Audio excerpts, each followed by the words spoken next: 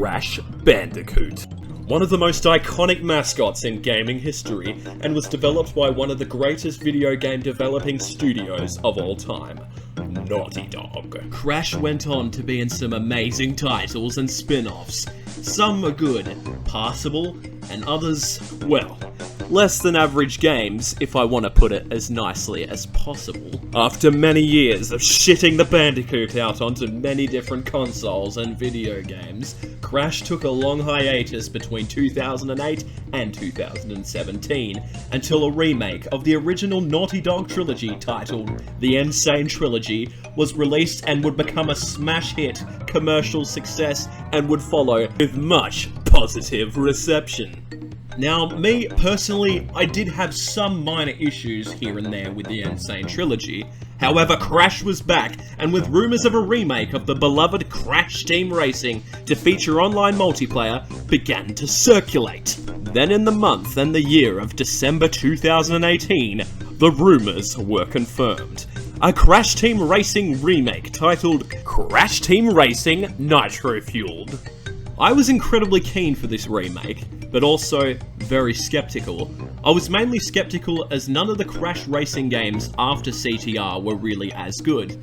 Although I really did like Nitro Kart, the controls especially were nowhere near as tight as the ones in CTR. As more announcements came out showcasing the features and a shitload of content, I was super keen, with things like the Nitro Kart bosses, Oxide finally being playable in the game, and it was going to have online multiplayer. All of the tracks from CTR and CNK, all of the relic and token challenges for all the tracks, better rewards, and most importantly, the Grand Prix. Holy fucking shitballs, take my money, Activision. Now after 8 Grand Prix of playing, finishing the adventure mode, beating the time trials, what is my overall view of the major lifespan that is Nitro Fueled? For the most part, it's been very positive, albeit frustrating at times. I haven't grinded for a game in a very long time, until I picked up this bad boy.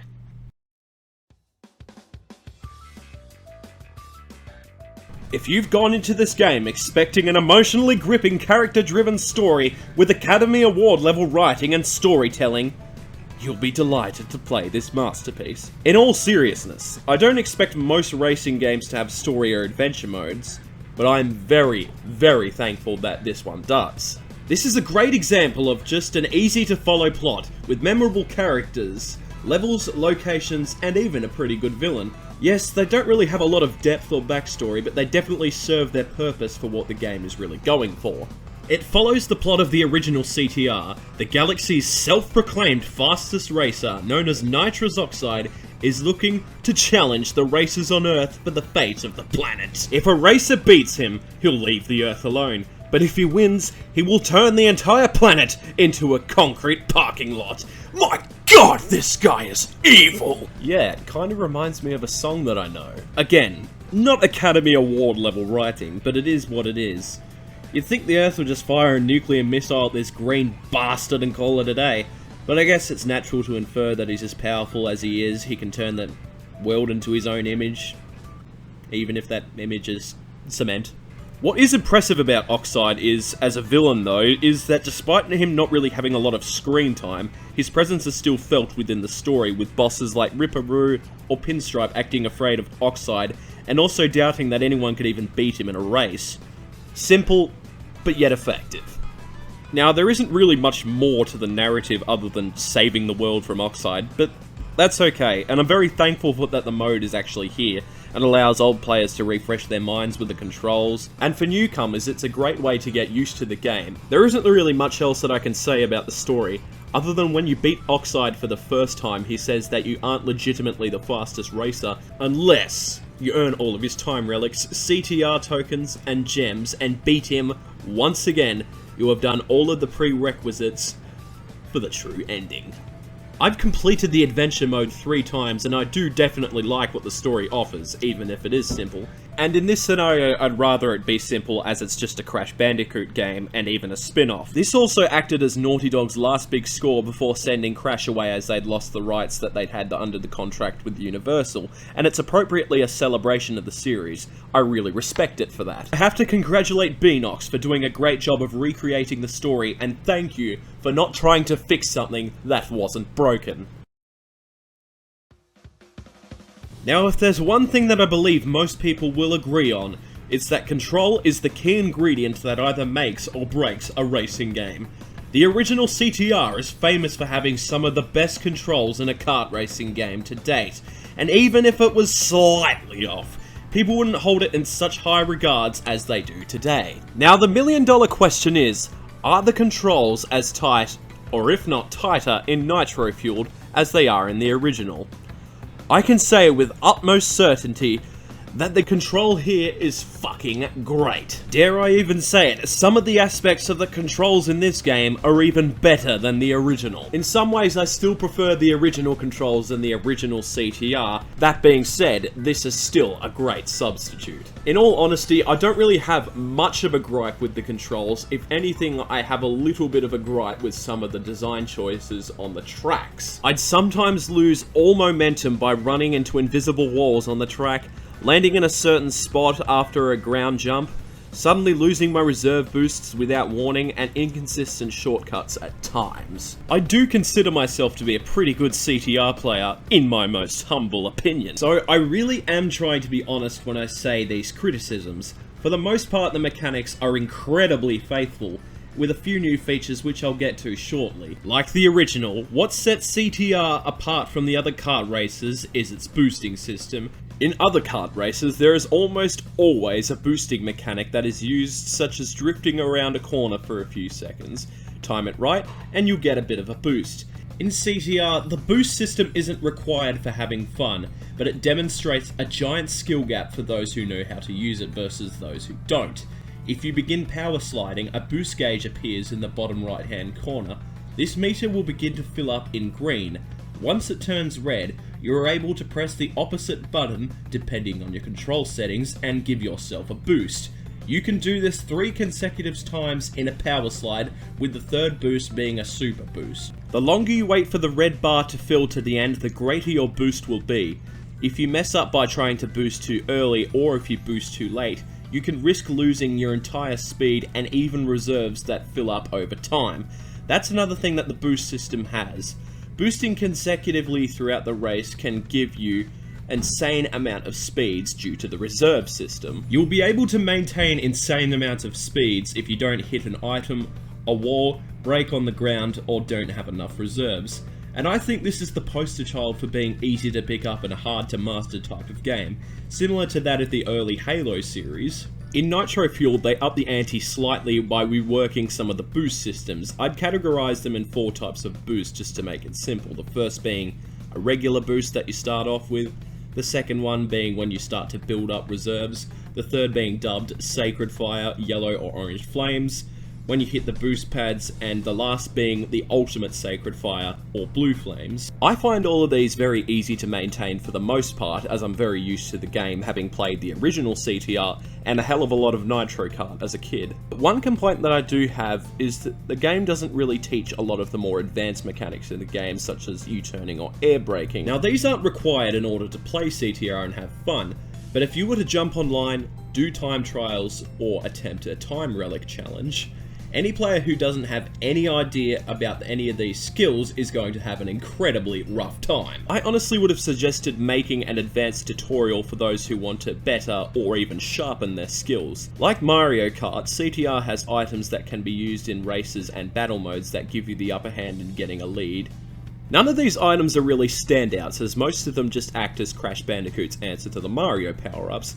What does set the items apart though isn't necessarily the items, but breaking the Wumpa Fruit crates on the track that give various items like TNTs turning into Nitro, and green beakers turning into red beakers as an upgrade that has longer effects on the person who hits them. It also gives your kart more speed, which isn't really noticeable, but it's nice nonetheless. Nitro Fueled also has a shit ton of tracks on its roster, with not just the original CTR tracks, but even the CNK tracks and also 8 DLC tracks, with the Grand Prix that are 100% free.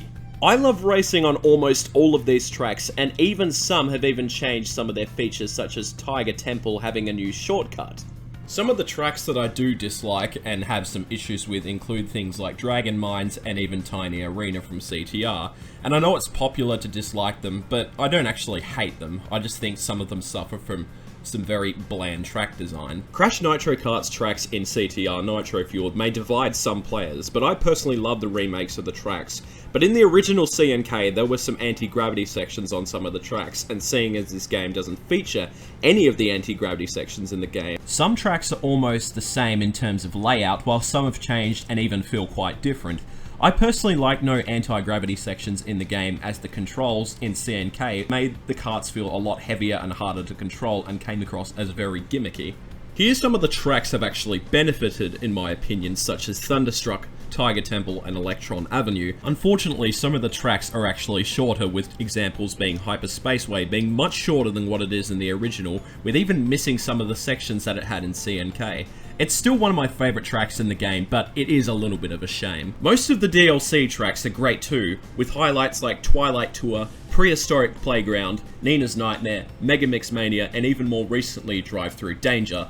Other modes that you can play in the game that, as previously mentioned, are the time trials and relic challenges. In time trial mode, you race for the fastest time possible on each track in the game, with a chance to unlock Entropy as a playable character if you beat all of his times on CTR and CNK. The ghosts you verse are Entropy, Oxide, Velo, and more recently, the developer times. Each one of these times is much harder than the last, and is a great way to learn the shortcuts on each track, as wanting to re-evaluate your whole entire life when racing some of them. Time relic challenges are basically time trials, with the twist-breaking crates that have 1, 2, or 3 seconds on them. Break all of them in a level and you will get 10 seconds off your time. And if you get a good enough time, you will either earn a Sapphire, Gold, or Platinum relic. Don't do Platinum. You also have modes like Battle Mode, Ring Rally, or Crystal Grab. I rarely play them unless I'm doing a challenge of some sort. They're all good, decent modes, but the racing is really where it's at. It's good that there is variety though, as I do play them for a bit of fun with friends online sometimes. The online experience that I've had is, well, it's pretty good for the most part. I find matches relatively quickly, have fun, challenging races, etc. It's just sometimes there are some heavy issues on balancing, searches, and restarting. This doesn't happen heaps, but it's something that I'm somewhat used to, which is frustrating to say the least. Thankfully, it's nowhere near as bad as what it was on launch day, but it's still not entirely great. Having all of that said, I'm still so thankful that the online multiplayer is here though. Years of shit-talking can now be put to the test online. One of the other things I'd really like to critique in this game are the load times. Good God! While they're not absurdly long, it may just be me wanting to get into a game as soon as possible. They feel really long because it's a racing game. I wouldn't know the first thing about game design or game development, but to give Beenox the benefit of the doubt, it is loading some pretty large tracks here and there. Although loading the trophy podiums in adventure mode can be extremely tedious. At least it's not like CNK and it doesn't have to load you into that and then load you into the hub world. Speaking of which, let's talk about the hub worlds in adventure mode. In adventure mode, the hub worlds act as somewhat similar to the warp rooms in Crash 2 and Crash 3. Instead, you just drive onto a warp pad and it takes you onto the track. Some of the tracks aren't immediately accessible, as some of the prerequisites have to be made in order to play them, such as enough trophies, gems, or relics. Each hub world is connected by driving through the boss gates to the next hub world. I like this as it gives the player a sense of progression. Each of the main hub worlds have 4 tracks, 4 CTR token challenges, 4 relic challenges, and a crystal grab challenge, and even a boss race. The hub world from Oxide is accessible once you've beaten the first boss, but you can't race Oxide, obviously, until you've proven yourself worthy of racing him. Also, it's worth noting that Oxide is a cheating cunt. I mean, look at this green fucker! Bosses also aren't incredibly challenging, especially once you get in front of them in a race, as they only have defensive items to drop on you as opposed to offensive items. Some of the bosses gave me trouble from time to time, with ones being Pinstripe with the bullshit bowling bombs, and Oxide the cheating dog throwing beakers, TNTs, nitros, and even red beakers at you, because a head start just wasn't enough, apparently. During the monthly Grand Prix, there were themed daily, week, and pro challenges to help fill up the thing Beenox added in for each Grand Prix called the Nitro Bar. Similar to Fortnite's seasons, each Grand Prix not only had new tracks, but new unlockable characters and cosmetics through progression of filling up the Nitro Bar. Each time you hit a reward, you'd unlock a new character, cart, a set of wheels, or something else. Some of the combinations in the game were great, such as legacy characters, even Spyro, whilst some were just gimmicky in my opinion. Now, before I discuss the presentation side of things, there is a massive elephant in the room that needs addressing. That elephant in the room is the pit stop and its microtransactions. What I find really slimy on the game's part is that they added microtransactions into a game 2 months after its launch, in order for the game to get critical praise for not having them, getting rave reviews, getting more people to buy it for grinding, etc. That's the thing that annoys me the most about the game's life cycle. I would have preferred it if Activision came out and said that they were doing this from the start, but ever since the launch of EA's Star Wars Battlefront 2, microtransactions have become infamous amongst the gaming community. But is it as bad as Battlefront 2's scandal? No. Absolutely not.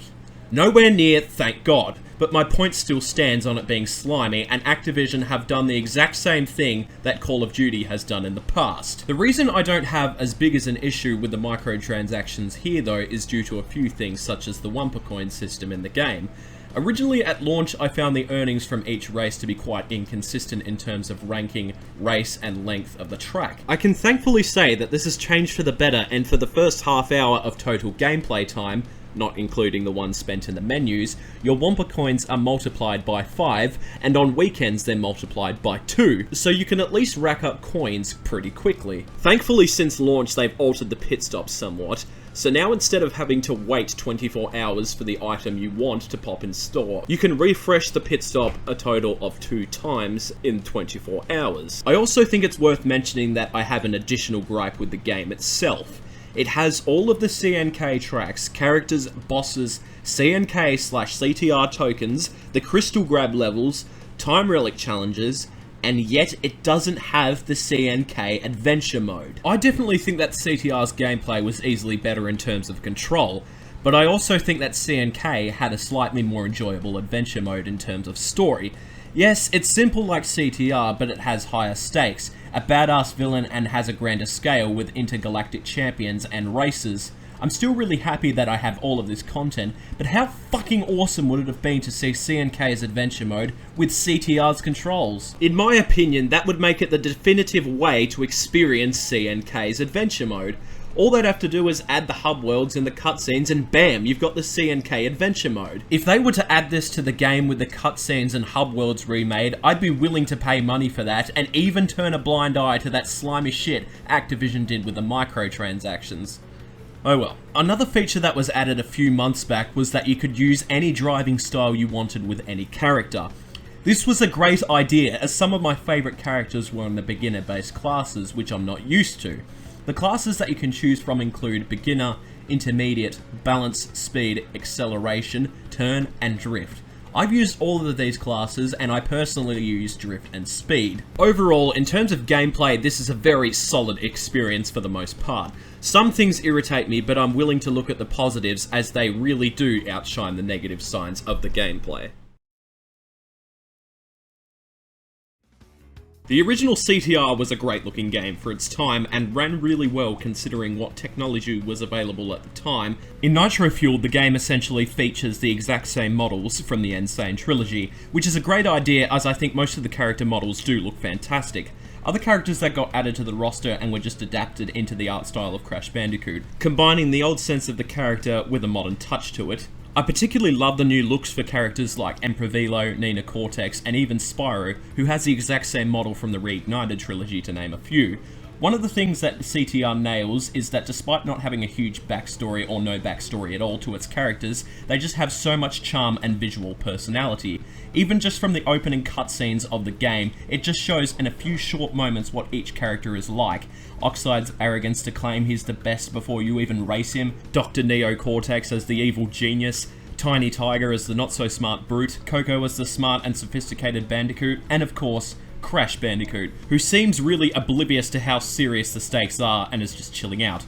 Oxide's design is appropriately alien-like and is created brilliantly in this remake. All of the tracks look amazing too, and it's nice to appreciate the smaller details that make these tracks more memorable. Some of the tracks that immediately come to mind are tracks like Dragon Mines with the minecart obstacles and how the remake has the gems in the puddles, Hot Air Skyway being like a casino in the air with Pinstripe's face plastered all over the place, the seal obstacles that can spin you off course if you hit them in Polar Pass, the plants that can eat you in Papu's Pyramid, the electric gates on Electron Avenue. Little details like this are a prime example of why the tracks are so much more memorable because of the character that the presentation gives them. The bosses now have entrance cutscenes and failure cutscenes, which I am a huge fan of, as in the original, due to limited time and budget I'd guess, were just seen to them talking to you while staying still. Now, despite me not being a huge fan of the CTR challenges, relic challenges, and crystal grab, I can't deny the way that they're presented in this game is nothing short of great. I love how, particularly with the token challenges, that each token is usually placed really well and sometimes in shortcuts, encouraging the players to explore all different parts of the track. Whether it's to maximize a jump or to hit a shortcut to grab the letters, it's a subtle yet brilliant way of exploring each of the tracks. The same also applies to the crystal grab, but for the battle modes, although I find the hitboxes on the time crates and the crystals to be a little bit too small, which can be extremely tedious at times when you're going for a very specific time. You can also choose which camera setting to have when playing the game. Both are good, but I personally prefer the slightly zoomed out camera. I love some of the smaller details they added for the heads-up display too, such as cycling between engine icons you prefer to use for boosting. The minimap has the character icons on the track showing where they are, as well as their skins for each character showing up on the map too. Similar to the recently released Spyro Reignited trilogy, there's also an option to switch between the remastered and the classic music, which again is a really nice feature, as I found myself switching back and forth between the classic and the remastered music, because I just love both interpretations. A lot of the item and cart sounds do sound very similar to their original counterparts, but just updated and modernised for the game. The classic cart still has its buzzing lawnmower-esque sound, the carts still feel really heavy when they hit the ground after a trick jump, the sound of the yellow and blue flames just make you pumped when you just start going really fast on the section of Oxide Station. Just fucking beautiful. All of the voice actors from the Insane trilogy, some from the older Crash games, and even the Reignited trilogy reprise their respective roles, with highlights being Jess Harnell as Crash, Lex Lang as Cortex, and one of my favourites being John DiMaggio as Tiny and Uka Uka. Although now for some strange reason, instead of the distorted voice he had in the Insane trilogy, he now has a sort of smooth jazz voice. It's fine, but I just prefer the original voice that he had. Game over. Welcome to the adventure area. You can travel around this area and practice your driving skills. All of the voice casts bring so much energy to their roles, and rightfully so. Crash is like a cartoon and should have some great voice acting. I was originally a bit mixed with the idea of bringing character skins into the game, as I've just been used to each character design, and I was worried that most of the launch skins were just going to be different coloured skins for each of their respective characters. As time went on, each Grand Prix came along, I gradually started loving the skins, as some of them brought back the iconic outfits for the series, such as Biker Crash and the mutant versions of Crunch and Coco, as well as some other really original and creative designs, such as Digital Entropy and Society Cortex. The amount of different cart combinations you can make with cart decals, paint jobs, stickers, wheel sets, and character skins is just incredible, and I've grown to love it over time. Remakes sometimes do a great makeover for older titles, but sometimes lose what the original game did for its art style. Nitro Fueled, in my opinion, has taken the best from both worlds and doing just a modern translation of the original product. The game looks fucking stunning, and Beenox knocked it out of the park with its presentation. CTR remains a classic of not just the kart racing genre, but a staple in gaming history, from everything from its gameplay and design.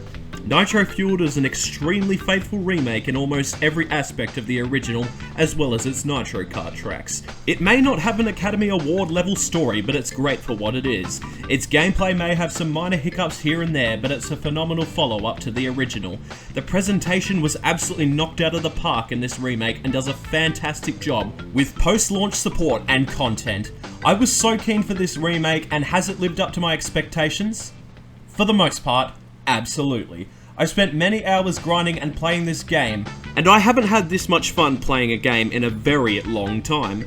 Some of it is due to nostalgia, but I can definitely put it aside and examine the product for what it is. If you haven't played the original CTR, The remake is still a great way to experience the game, and if you have played it, I hope you have had as much fun as I did.